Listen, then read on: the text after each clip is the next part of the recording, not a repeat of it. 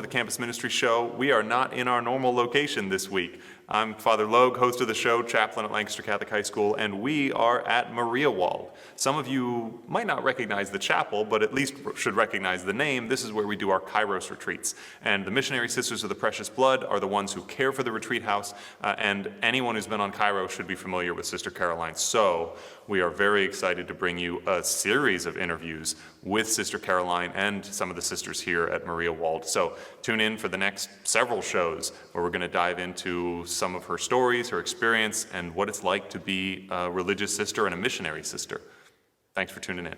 Well, Sister Caroline, thank you so much for joining us on the show. I know our students, when we come here for Kairos, love seeing you, love coming down here for lunch and breakfast and dinner and all of that. So I just wanted to start off to give them and the rest of our students a little bit of insight into you with sort of where you grew up and how you discerned religious life to begin with and what that was like.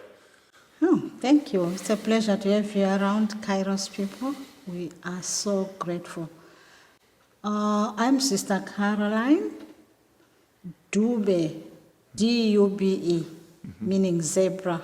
Oh, really? We use totems in my country. I'm from Southern Africa, from a country called Zimbabwe. Zimbabwe meaning house of stone.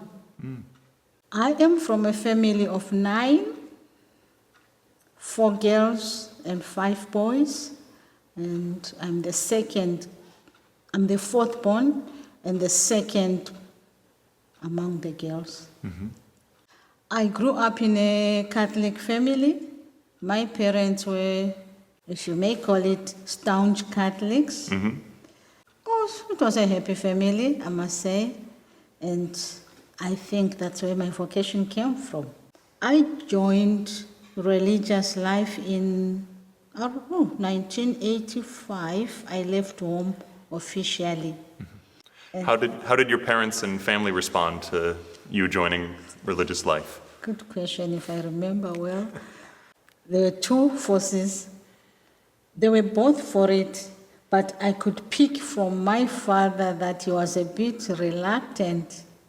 My father loved us all, and he spoiled us. And for me to be a missionary, he had an understanding, he knew missionary life. So I think he couldn't stand seeing me. No, for your own information, I was very tiny, not this big now. I was small, so I'm sure he was feeling I couldn't stand the religious life. It was hard for me, missionary work. They both agreed. They were happy that at least one of their daughters is going to work for the church. But deep down, I could tell my father was saying, that's a bit too much for her little body to carry. But I didn't have problems.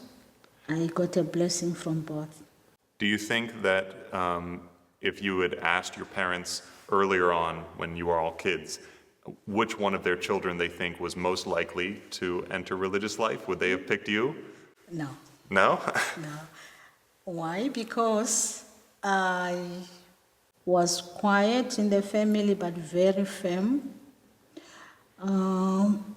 They would have picked my sister, and my elder sister, and my younger sister.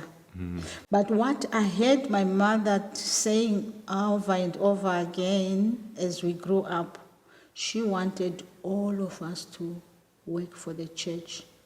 9 of us. 9 for 9. That was her wish. She verbalized that several times. Wow. And when it came to me, it was like, Caroline. I was sickly also when I grew up. So it was like, will she make it?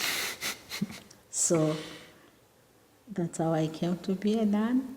Did any of your other brothers or sisters enter religious life or the priesthood? Or? Yes. 3 of my brothers attempted, and our last born attempted religious life, the girl. So we were 2 girls in the convent, but not the same convent. And when she was about to make a final profession, she stepped down. Well, I think that's good, and at least in seminary, I think most of the guys who came and then discerned out, they were better for it. They learned a lot about themselves, and they learned that they weren't called to this. Yes, there's one thing about religious life. Once one attempts, that's my observation, there is a lot of stuff which you get, which builds one up and helps to identify one's vocation. Usually, that's my conclusion. Usually, when one drops out, you are like, she's a failure. But at the end of the day, you find those people are good, they are happy in the other life because they've been equipped. Yes, it's not wasted time. It's not wasted time in the seminary, it's true, and in the religion, the convents. Yeah. So I always told my young sister, she came to me before she left, and then she talked to me, and we talked as sister and to sister. And I said, well, if this is what you think, what you feel, go for it as long as you are still working for God. That's right. That's right. And I think sometimes it's like God asking Abraham to sacrifice Isaac. In that case, he didn't actually want him to, but he wanted to see, are you willing to give everything? And I think he asked that of some people. Would you be willing to give everything in religious life? And when they say yes, he says, okay, that's not what I want for you. And then, yes, very true, very true. So what was some of your first work as a missionary? Where did you go? How did that work? I made my first profession in 1988 on the 5th of January, and I was sent to our house, our provincial house, for what we call community service, helping in the house. So I was working with the senior sisters, our pioneer sisters who had worked and retired. Some were bedridden, some were, like service, charity begins at home, so would feed them, bath them, and do that for 6 months. Wow. And after 6 months, some missionary priests identified this talent in me, which I hadn't identified in myself. It's usually a good sign.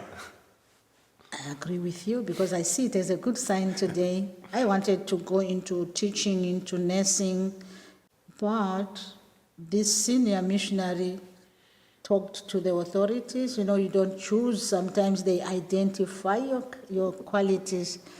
So I was asked to take up pastoral work. So I had to go for training, which was about 3 years.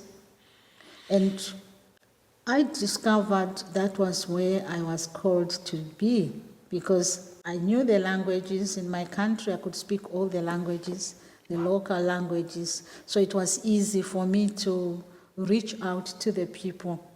How many different local languages is that?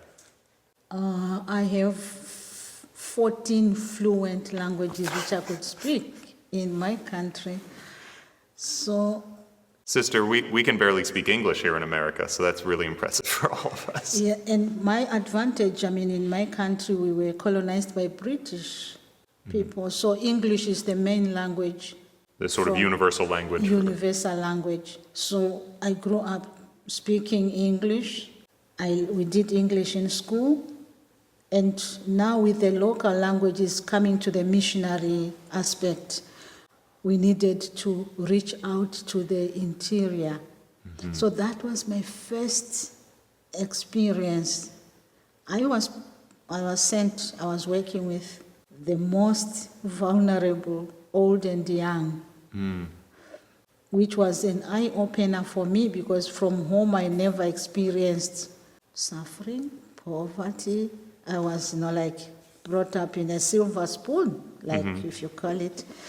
So when I got into the field, my first one experience was to go and identify a body in the morgue, in the mortuary, at 23. Yes, that was one taboo in my culture. You don't see a dead body. It's a taboo for a woman of my age because of the Christianity were to, cross over those barriers and bend. So I identified and I had to carry the body for burial. And because of the language and the interaction with people, I had to lead the service in the bush. Not in the bushes in the bush, but out in the homes. Way out in the rural parts. In the rural parts. So that was my experience. Wow. And that body was not in a coffin. They wrapped in a blanket because of poverty.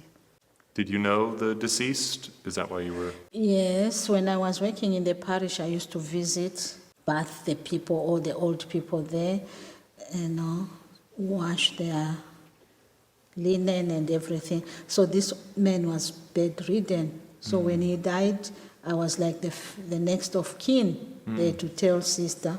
So sister had to do everything. There was no way out. I could say I can't. It was all my field of work. Yeah. So that was my experience. And when I called home, my mother was still alive by then. I said, Mama, this is what I've experienced. And she says, I told you if you join missionary work, you will do everything. I expected you to pity me, but I didn't get it. Anyway, that was my experience. Wow. Thanks so much for tuning in for this interview. Keep checking back for further installments of our interviews here at Maria Wald. God bless. So when he opened the door, I pushed and I went in and I held him. If you have never been beaten by a nun and a woman, I'll be the first one.